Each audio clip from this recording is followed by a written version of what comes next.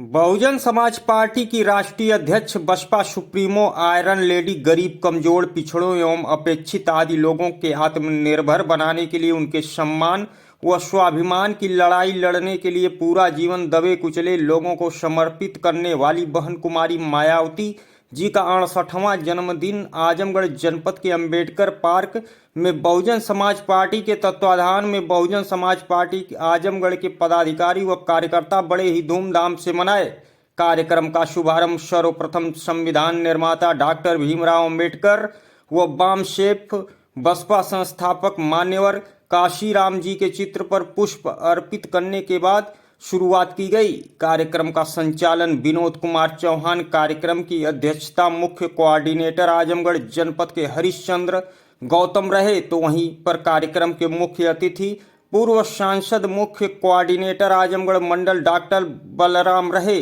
वहीं इस कार्यक्रम में बहन जी के जन्मदिन पर आजमगढ़ मंडल के मुख्य कोऑर्डिनेटर विजय कुमार, अमरनाथ बौद्ध बसपा नेता, बहुजन समाज पार्टी के सगड़ी विधानसभा के पूर्व प्रत्याशी शंकर यादव, रमेश राम, दुर्गा प्रसाद यादव, महाप्रधान रामवृक्ष गौतम, विधानसभा अध्यक्ष सगड़ी विमल, जिला अध्यक्ष आजमगढ़ अरविंद कुमार गौतम, श्रीकांत विजय कुमार, अब्दुल्ला, रामविलास, भास्कर, रामजीत चौहान, अरुण कुमार पाठक, सुशील कुमार सिंह, बसपा युवा नेता विजय प्रताप यादव आदि लोगों ने बसपा से प्रमुख मायावती जी के 68वें जन्मदिन पर उनकी नीतियों और उनके विचारों पर विश्वास करते हुए बहुजन समाज पार्टी के कारवां को आगे बढ़ाने तथा संकल्प लिया गया। तो वहीं 2024 के लोकसभा चुनाव में बहन जी को प्रधानमंत्री बनाने का भी संकल्प लिया गया है। बल्कि पूरे देश में मनाया जा रहा है और इस जन्मदिन को हम जन कल्याणकारी दिवस के रूप में मनाते हैं। और इस बार थोड़ा सा हम लोगों ने बदलाव किया है कि इसके बाद हम लोग अपने घरों को जा कर के अपने परिवार के साथ बहन कुमारी मायावती जी का केक काट करके हम लोग जन्मदिन मनाएंगे।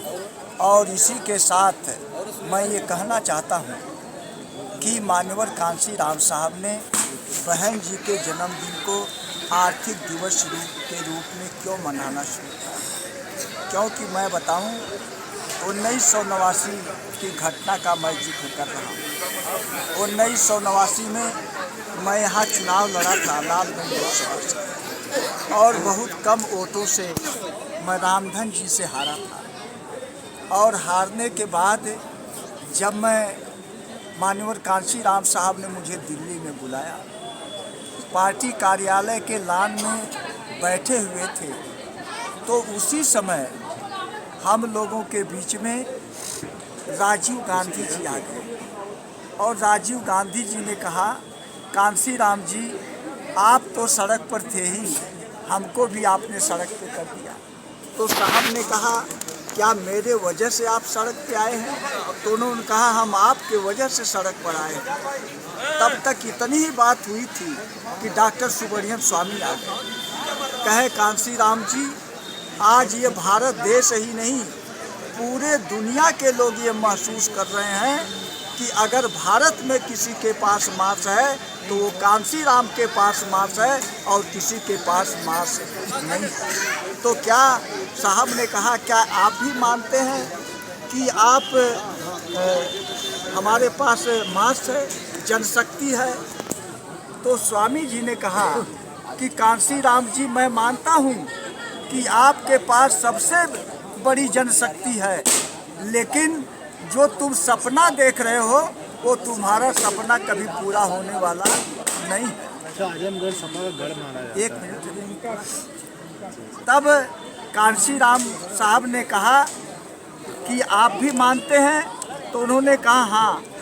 तो स्वामी जी ने कहा, एक चीज़ आपके पास नहीं है, जनशक्ति तो है लेकिन धनशक्ति नहीं है, और वो धनशक्ति हमारे पास है।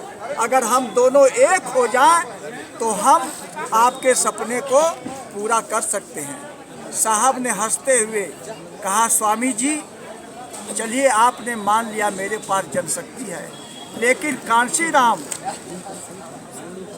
ये कहता है कि इस देश में 60 करोड़ से ज़्यादा हमारे लोग हैं। सारे लोगों को मैंने समझा दिया है कि आप लोग एक दिन का अगर खाना का पैसा हमें दे दें तो उसी पैसे से हम ताजिंदगी लड़ाई आपकी लड़ते रहेंगे। और तभी से बहन कुमारी मायावती जी के जन्मदिन को आर्थिक दिवस के रूप में उन्होंने मनाना शुरू किया। आज में सपा गढ़ मनाया था, तो किस तरीके से आपने सपा किया ये 24 चुनाव? देखिए, आजमगढ़ है, इस समय सपा का भी गढ़ है, बसपा का भी गढ़ है, आजमगढ़ भी ये है? और पूरे देश में लोग कहते हैं बहुजन समाज पार्टी का अगर गढ़ कहीं है तो वो आजमगढ़ है। इसलिए आजमगढ़ के लोग इससे बड़ा उत्साहित रहते हैं। आप लोगों ने देखा होगा कि कभी 5 सीट, कभी 6 सीट, कभी 4 सीट बहुजन समाज पार्टी की रही है। इसके बाद समाजवादी पार्टी की भी रही है, कभी 5 रही है उनकी, कभी 6 रही है, कभी 4 रही है, इस तरह से उनकी भी रही है। और जितनी भी पार्टियां हैं उनका यहाँ पर कोई मतलब नहीं है। इसलिए आज हम लोग ये संकल्प लिए हैं कि फिर से यहाँ बसपा का गढ़ बने। हमारे कार्यकर्ता इसके लिए संकल्पित हैं। धन्यवाद।